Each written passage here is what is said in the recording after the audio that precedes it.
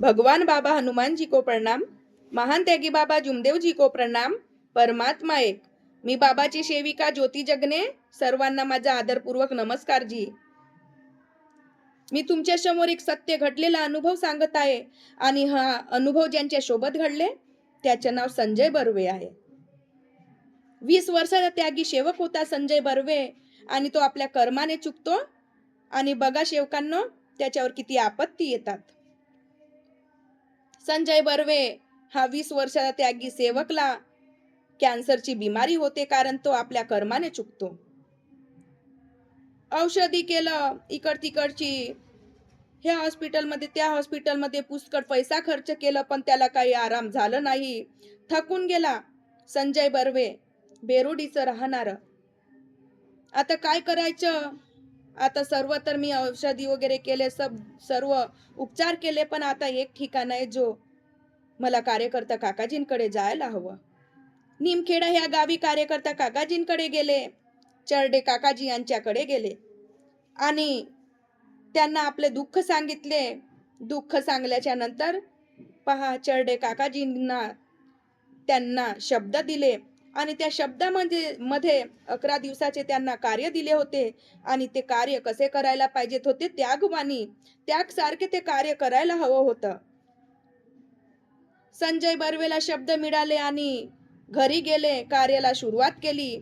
3 दिवसाचे कार्य केले जी आणि 4थ्या दिवशी एक गावचे व्यक्ती आलं आणि त्याला काय म्हणतो, एक ठिकाणामध्ये अशी औषधी आहे म्हणतो जो तुझ्या कॅन्सरला पूर्णपैकी आराम होणार।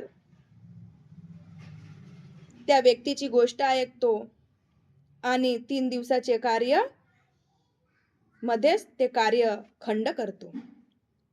त्या संजय बर्वेला जाणीव पाहिजेत होती की मी ह्या मार्गामध्ये 20 वर्षाचा सेवक आहे, मी इकड तिकडची औषधी न करता मी एका भगवंताच्या चरणी मेलो आहो, तर ते बाबांची जागृत शक्ती आपल्या अंतरात्म्यामध्ये 24 तास आहे। पर याची जाणीव पाहिजेत होती त्यांना 20 वर्षाच्या त्यागी सेवकाला, पर त्याला भगवंतावर विश्वास नव्हता असंच म्हणण्यात येईल। भगवंतावर ज्याला विश्वास असतो तो इकडे तिकडे कार्य खंड करून जात नसतो। संजय बर्वे 3 दिवसाचे कार्य खंड करतो आणि औषधी करायला जातो। औषधीला सुरुवात करतो आणि बघा सेवकांनो त्याच्या गालाला पूर्ण एवढा मोठा होल होतो। तो अन्न पण खातो तर त्याच्या गालातून निघतो, पाणी पण पितो तर त्याच्या गालातून निघतो, पोटात काही अन्न जात नाही। एवढा कॅन्सर फैलतो त्याला त्या औषधीने। त्यांनी 11 दिवसाचे कार्य करायला पाहिजेत होते पण त्यांनी ते कार्य केले नाही। त्याच्यानंतर त्याला औषधी कार्यकर्ता काकाजींकडे नेण्यात आलं कारण त्याने 11 दिवसाचे कार्यखंड केले, औषधी केलं आणि त्याला गालामध्ये होल झालं आणि निमखेडा ह्या गावी चरडे काकाजींकडे गेला। चरडे काकाजींनी त्यांना शब्द दिले नाही आणि वापस पाठविलं कारण त्यांनी शब्दाचे पालन केले नव्हते। कार्यकर्ता काकाजींच्या घरी गेले आणि दुसऱ्या दिवशीच हॉस्पिटलमध्ये नेले त्याला।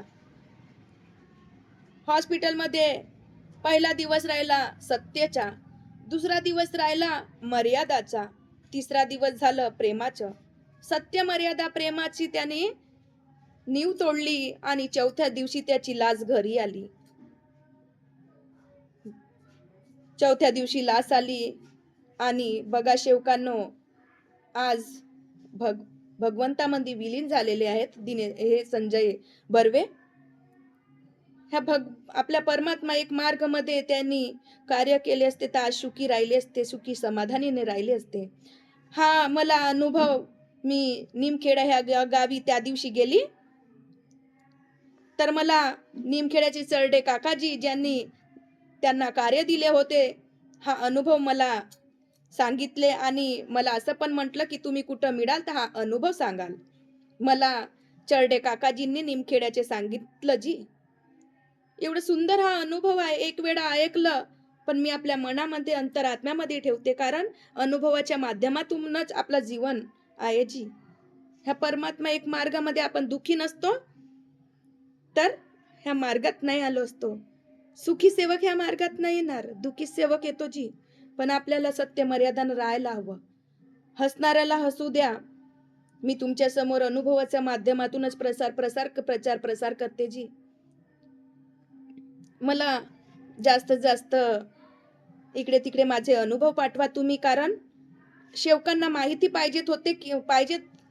बिचारे ह्या गावून विदेशला जातात, त्यांना काय कळतं जी आपण चर्चा बैठकीमध्ये जातो तर आपल्याला ऐकायला मिळतो. हा अनुभवाच्या माध्यमातूनच परमात्मा एकमध्ये तर किती लोक आले, देश विदेशचे आलेले आहेत. त्यांना पण कळायला हवं की ह्या मार्गामध्ये कसं काय घडतं आणि कसं काय भगवंताच्या चरणी होतो. बाबांचे शब्द, परमेश्वराचे शब्द, कार्यकर्ता काकाजींच्या जे मुखातून शब्द निघतात ते परमेश्वराचे असतात. त्या शब्दाचं पालन आपल्याला करायला हवं.